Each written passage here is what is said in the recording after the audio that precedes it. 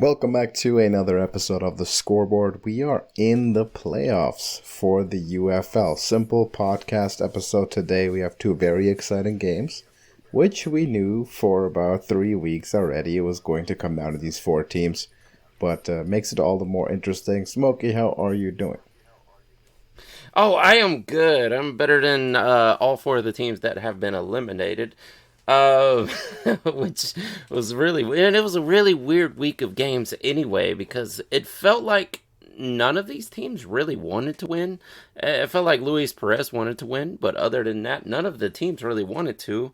The um, uh, Houston apparently ends up with the first overall pick, which is really weird. The Showboats got to win somehow. And I really don't know how this week ended up the way it was. But I will tell you one thing. We picked all those teams last week by random choice or random luck of the draw or whatever.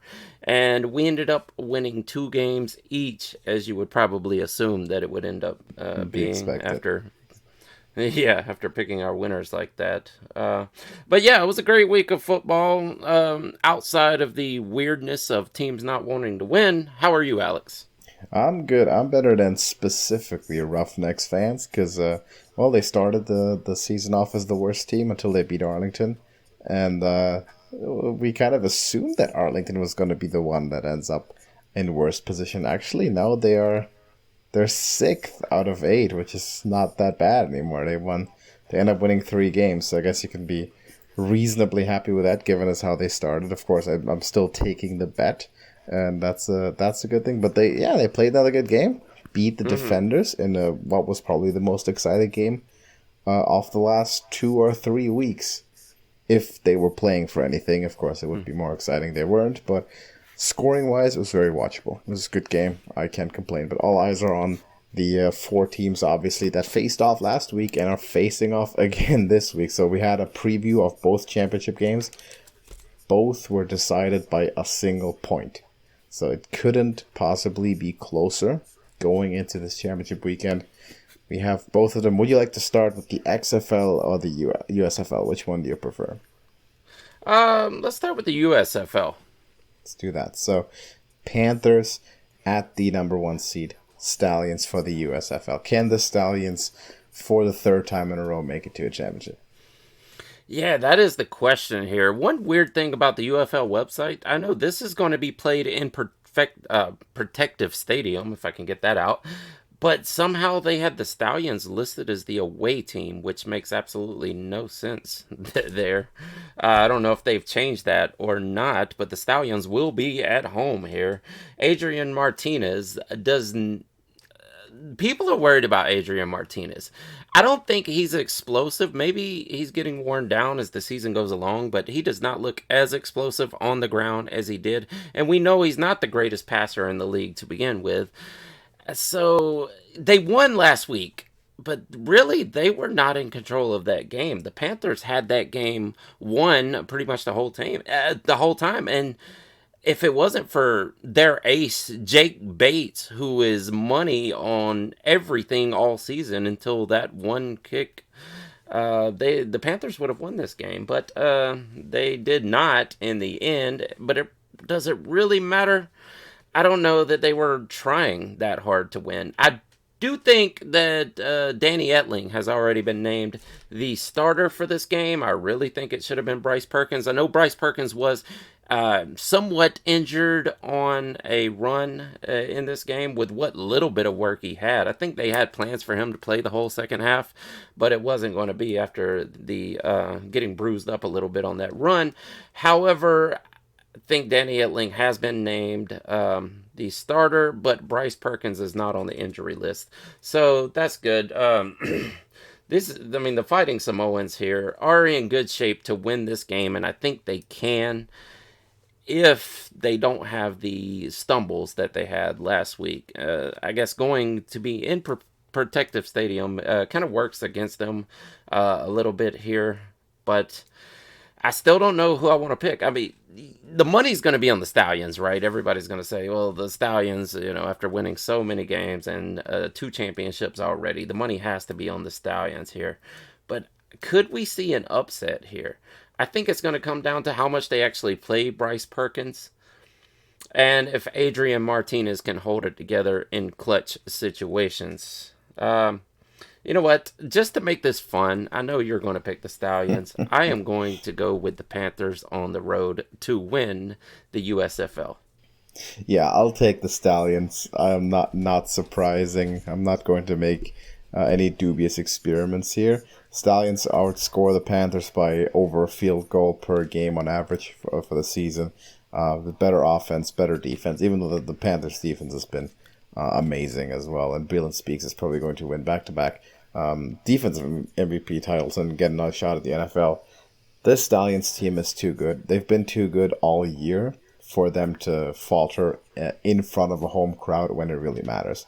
Now, Panthers, to me, have played an amazing season, very respectable season, given their quarterback situation and the fact that they've probably started 4 or 5 different quarterbacks now throughout the year.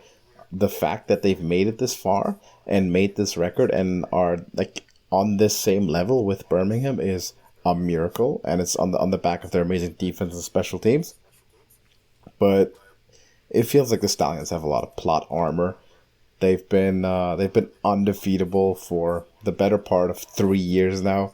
I think they're going to simply be the first team to ever three-peat in professional football. They're going to win, and they're going to win championship next year. Best possible start to a new spring league dynasty. So Wow. Stallions take it at home. Martinez back to form. He doesn't need to be in his best shape. He doesn't have to be for the league championship next week. This week he can get away with being 85-90%, but at the same time you don't want to underestimate the Panthers. Right? They came within a field goal of winning the game last week, and you don't want to put yourself in that position of being that vulnerable if you're Birmingham this week. You want to play to your strengths, use the run game, dice them up with the quarterback run as well. Let Martinez play to his strengths, and you are the better team, more experienced team, and the more experienced team usually is the one that gets done in clutch moments. So Birmingham moves on for the third time in a row to the championship game. How about we switch to the XFL and we have the Brahmas, who we thought would be good last year, versus the Battlehawks, who we thought would be good last year. These are the two XFL teams that did not make the championship last year. We had the Renegades and Defenders. This time it's the other two. Who do you have? Two things I really noticed about this game last week is that AJ McCarron being back really makes Battlehawks fans happy, although he was not himself in that game. I think he's playing through injury at this point, but they need him out there if they're going to win this championship. Then it's going to come down to that. Can he play like himself? He has Jacour Pearson and Hakeem Butler out there, Jake Sutherland, the breakout running back of the season, Jacob Sailors, and Wayne Gallman if you happen to need him. Like, this team is, they have all the weapons out there. It's going to come down to AJ McCarron. One thing about the Brahmas that I pointed out last week, that no Cody Latimer is going to hurt this team, and it absolutely did. That is their number one receiver, and they needed him out there, but they do not have it. Elise Mack took most of the receiving work for the tight end position in this, and he's just not Cody Latimer. There's no doubt about it. He's not as good as Cody Latimer. I don't like still flip-flopping the quarterback thing like I mentioned with the Panthers. They do that also, but the Quentin Dormady and Chase Garber's flip-flop thing does not lead to championships, in my opinion. I think a quarterback needs to get in a rhythm with his receivers, and you need to leave him out there the entire game and let him win games. But the Brahmas do this. Wade Phillips, for some reason, never did that in the past in the NFL and whatnot, but he loves to do that for some reason in these spring leagues, and it makes no sense to me. You do have John Trey Kirkland, who is a efficient wide receiver, probably top 7, 8, maybe 10 in the league. So that's your bright spot. Morgan Ellison is not really the greatest running back. I don't have a lot of faith in the Brahmas winning this game now. I did last week until I found out that Cody Latimer is not going to play anymore this season. that really hurts them. Wade Phillips has this team in such a better spot than he had last year, but it's probably going to all end right here as long as A.J. McCarron can get back to being the A.J. McCarron that we know and hit Jacour Pearson and Hakeem Butler and Jake Sutherland out there. This team should wrap this up right here and go on to the championship, so I will take the Battlehawks at home. It feels like it was predestined the whole season that we would get Stallions and Battlehawks, not just because they are my two favorite teams, but also because they seem to be the best teams in their respective conference. Now, the Brahmas really got it together, even after losing their quarterback, battling through injuries, and Quinn Dormady stepped in, and he's playing a phenomenal role. The city of St. Louis has waited a decade to see professional playoff football again, and this stadium's going to be full. I mean, this is going to be competing with the NBA Finals for some serious screen time, especially in that area at least. I can see 50, 60,000 people in the stadium. That's usually not the kind of home field advantage you get in the spring league, where most teams are sort of hovering between 10, 20,000 attendees. The Battlehawks pack a stadium because of how popular they are and the fact that they're in the playoffs. This is the first playoff game the St. Louis Battlehawks play ever, because the first season was cut short. The second season they just didn't quite make it, and somehow, without having played a single playoff game, this is by far the most popular team that's not in the NFL, professional football. So this is a city that's hungry for it, and if the Battlehawks manage to win this game, it's going to be a huge party in the entire state. I think it's going to give them a lot of tailwind to have 60,000 people behind them. A.J. McCarron, like you mentioned, is back. Hasn't looked like his former self or like his true self the way we know him to be. Last week, he was outplayed by Quinn Dormady. Still managed to win the game. Was a close one. It was a defensive slugfest. I do expect him to catch his rhythm, like you mentioned. The receiving core that he has makes it easy for him as well. Allows him to throw some 50-50 balls, because they're not 50-50 balls when you have those two guys in the perimeter. It's sort of 70-30, 80-20 kind of balls. You can rely on the timing that you've been working on for 3 years with the same guys at this point. And you also mentioned that reliable run game. Now on the Brahmas side, I mean, defensively they've actually been quite sturdy this year. While they are not necessarily known for lighting it up on offense, and the difference there is quite stark. I mean, the Battlehawks outscore the Brahmas by a touchdown on the season per game, which is very significant. And I think those teams ended up on the same record. It means that San Antonio's doing something right defensively. They're going to have their hands full handling St. Louis, but we have seen this season, these last few weeks, and especially last week, these teams are as close to even as it gets. And without trying to be a homer, right, trying to avoid that sort of stigma, I'm going to give it to the home team because the home field advantage is going to be too big. I have to give it to the Battlehawks. If I'm thinking these teams are even remotely close to each other, I have to give it to St. Louis. A.J. McCarron, that crowd, I think they do get it done. And the city gets what it deserves, a successful professional football team. Again, in a long time. Unless The Rock has anything to say about it. Maybe this is the year the Brahmas make it happen. I didn't even think about that when you said it earlier. That is The Rock's team. It's The Rock's team. Yeah, he's still part of this league also. So if any way you can work this in a kayfabe sense, then the Brahmas might be winning this game. We thought it would happen last year, right? Absolutely, yeah. And they kind of came on at the end of the season and kind of gave everybody a scare, like, oh no, they might actually do that. But maybe he was waiting for season 2 to start pushing his team, so it doesn't look so predetermined. Give it a season and then you can push your team to the championship. But I don't know. That'd be crazy. What if we get the Brahmas and Panthers championship and everybody's just like, what happened? It's supposed to be the Battlehawks and Stallions. What if we do end up with the Brahmas and Panthers and the Brahmas the underdog bowl? Yeah. Oh, absolutely. It's possible. Especially after the last 2 seasons of watching these teams play. Oh, yeah. Those teams did not have good starts to their spring league existence. Michigan was one of the worst teams 2 years ago in the USFL. And the Mm-hmm. Brahmas obviously start pretty weak last year in the XFL. Absolutely. Yeah, you're right. Yep. What the shame about it though is we're probably going to see some of these quarterbacks for this league retire after this season. Perez is talking about it. I think Bryce Perkins probably will because he still didn't win the starting job fully the entire season, but he was going to retire before this season.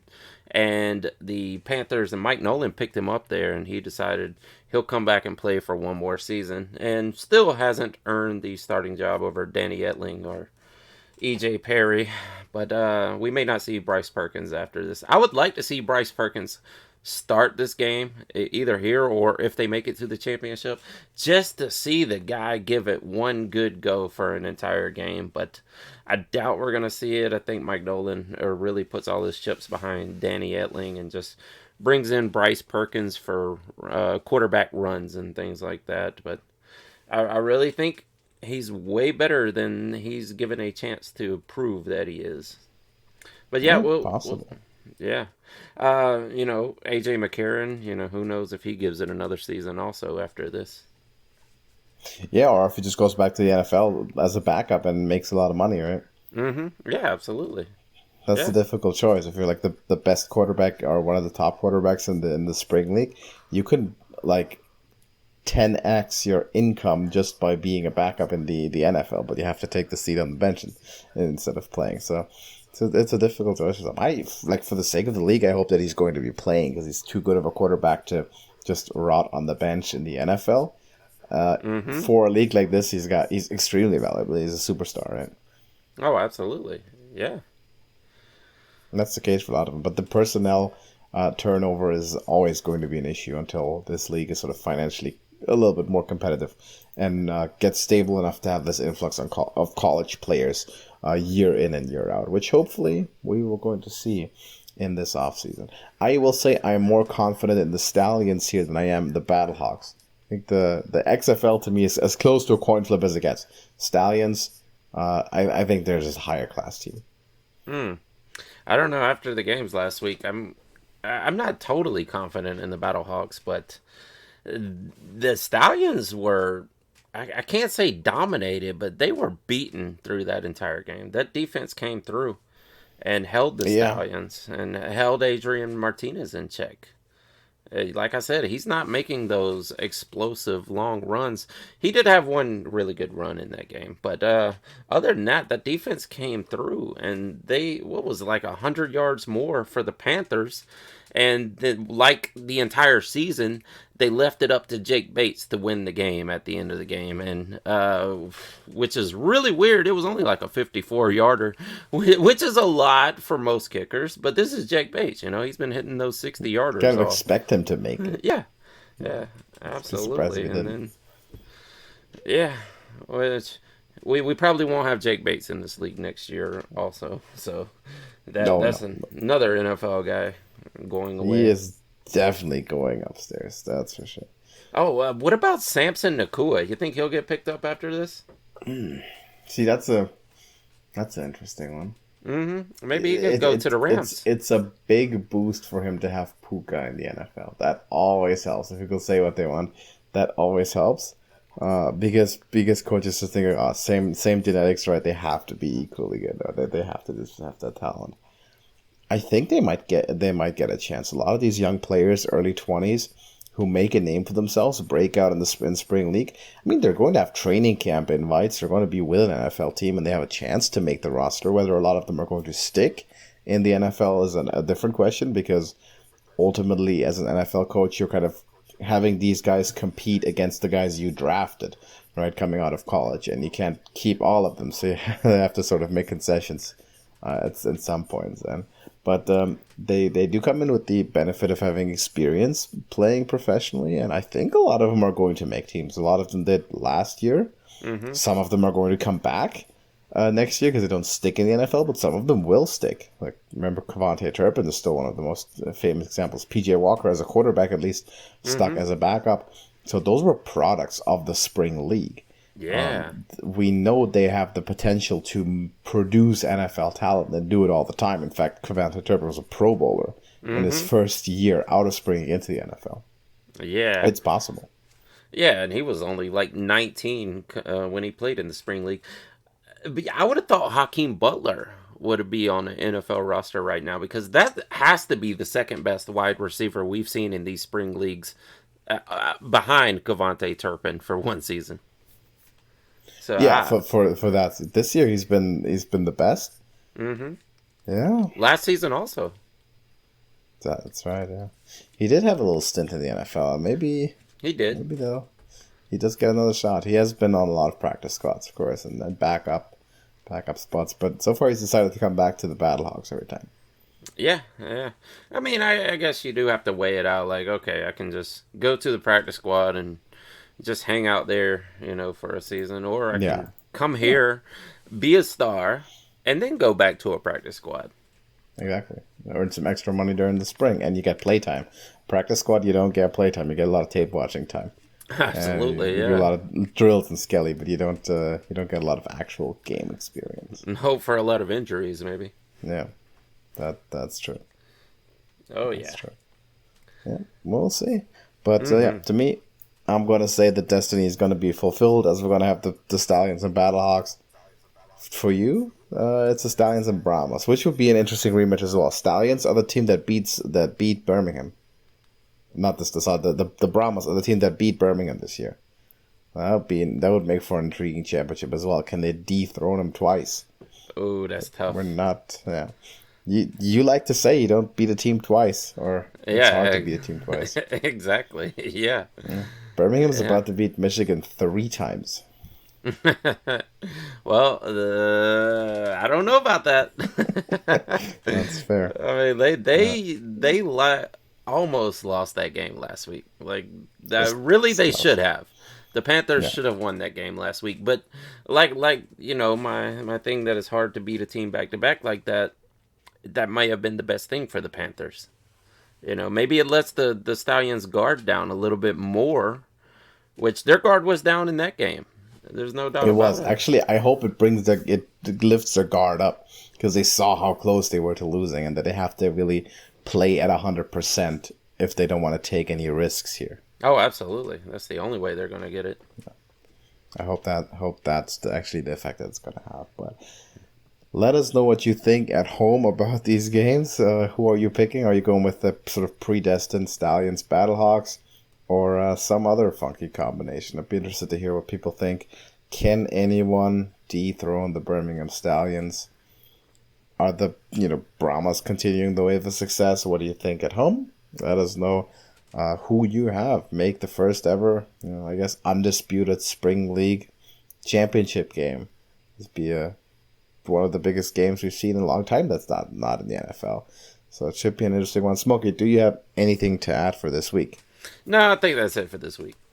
Then drop us a like. Everybody watching, thank you very much for being here. Let us know what you think, and we're going to see you in the next one. Deuces.